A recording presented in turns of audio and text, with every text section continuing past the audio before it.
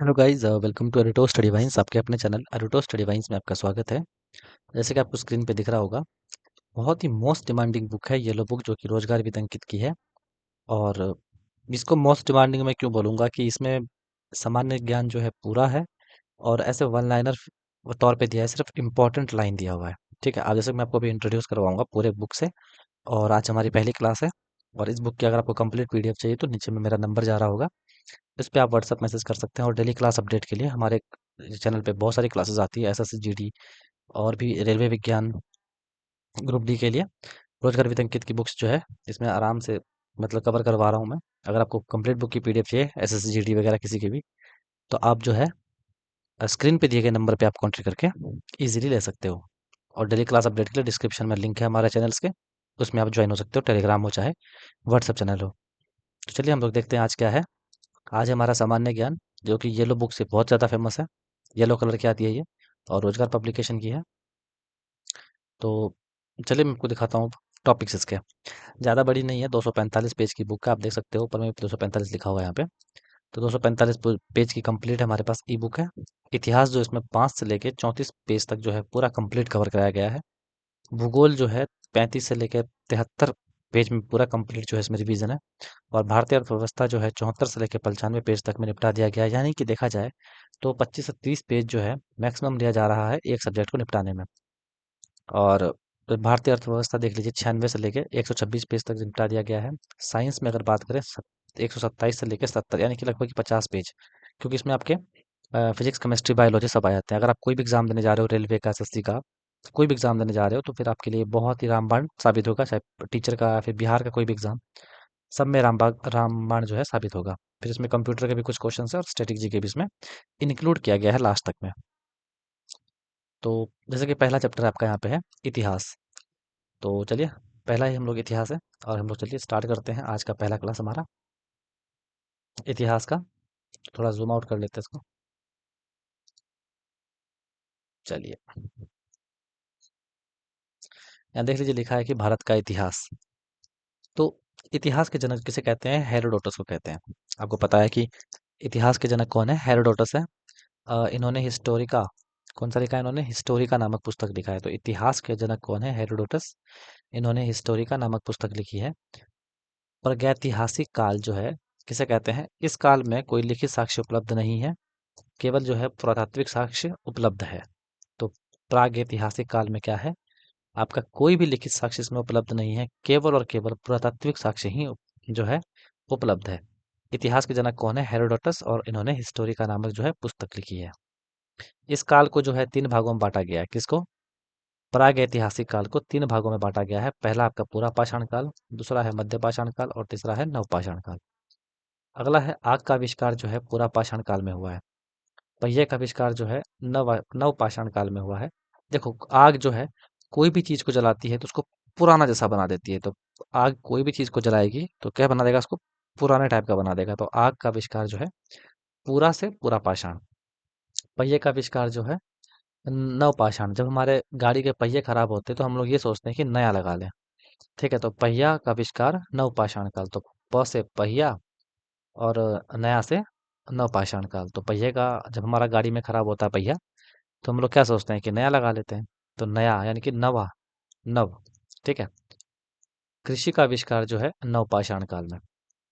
तो पहिया हो गया और कृषि हो गया। बैलगाड़ी, बैलगाड़ी में भी पहिया होता है, वो किससे रिलेट करता है? कृषि से। तो पहिया हो गया, कृषि हो गया, दोनों नवपाषाण काल में हुआ। मनुष्य ने जो है घर बनाने की प्रवृत्ति कब अपनाई? नवपाषाण काल में। क्योंकि पहिया और कृषि और घर, कृषि का घर कहाँ आया? नवपाषाण काल में आया।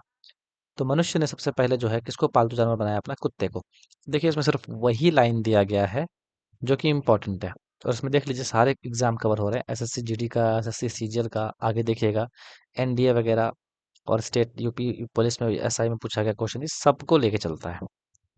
तो पूरा पाषाण काल में मानव की जो है जीविका का मुख्य आधार क्या था? शिकार था। तो पूरा पाषाण काल में जो है पत्थर के औजारों का जो सबसे पहले पाए गए थे। तो पूरा पाषाण काल में पत्थर के औजार सबसे पहले पाए गए थे। ये क्वेश्चन जो है जीडी 2023 में पूछा गया है।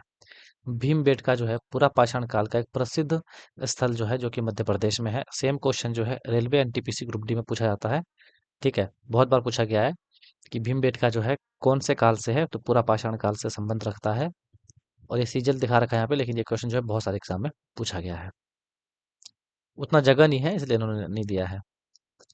उच्च पुरापाषाण कालीन हड्डी की जो है बनी मातृ देवी की प्रतिमा बेलन घाटी कहाँ पे है, उत्तर प्रदेश से प्राप्त हुई है।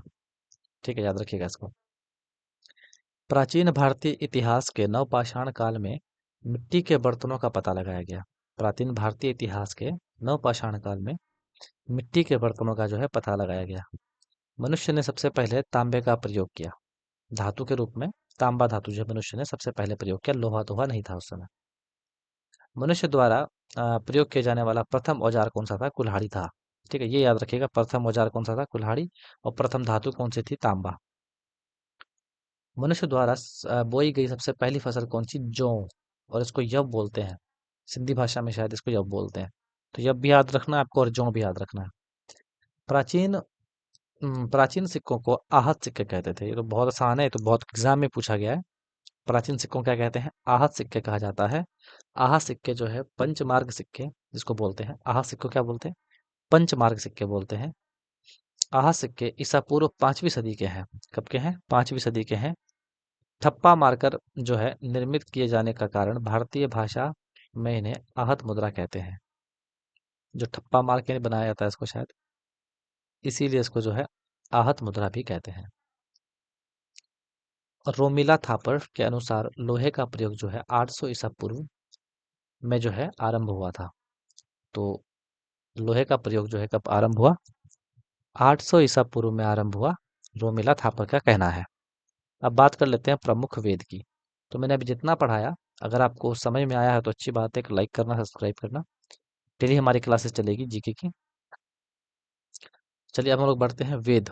प्रमुख वेद की अगर हम लोग बात कर लेते हैं, भारत के सबसे प्राचीन ग्रंथ वेद का नाम, वेद का शाब्दिक अर्थ क्या है, ज्ञान। वेद का शाब्दिक अर्थ क्या है, ज्ञान।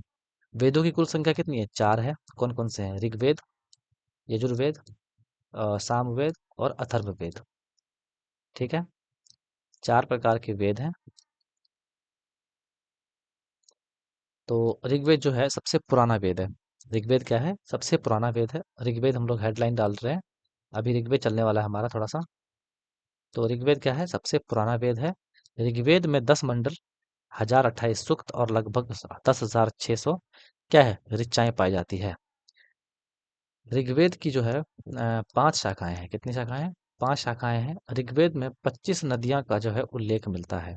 ऋग्वेद में 25 नदियों का उल्लेख मिलता है। ऋग्वेद में एक बार गंगा नदी तथा 3 बार यमुना नदी का नाम लिया गया है। ऋग्वेद में 25 नदियों का उल्लेख मिलता है।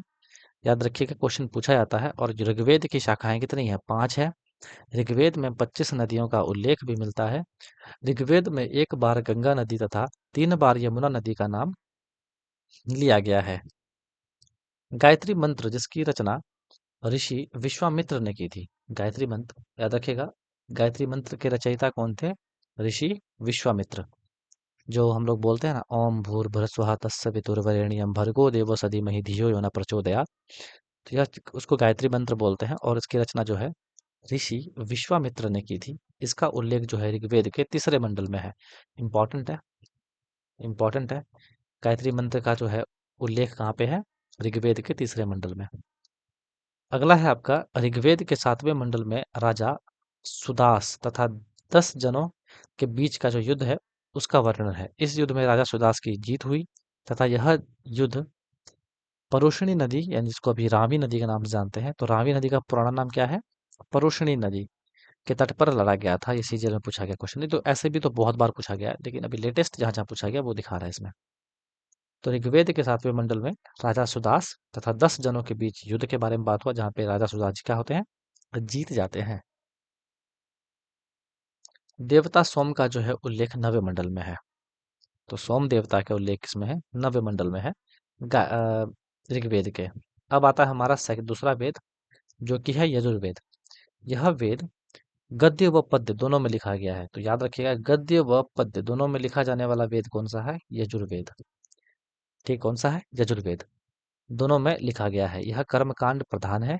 यजुर्वेद के दो भाग हैं, कृष्ण यजुर्वेद और शुक्ल यजुर्वेद।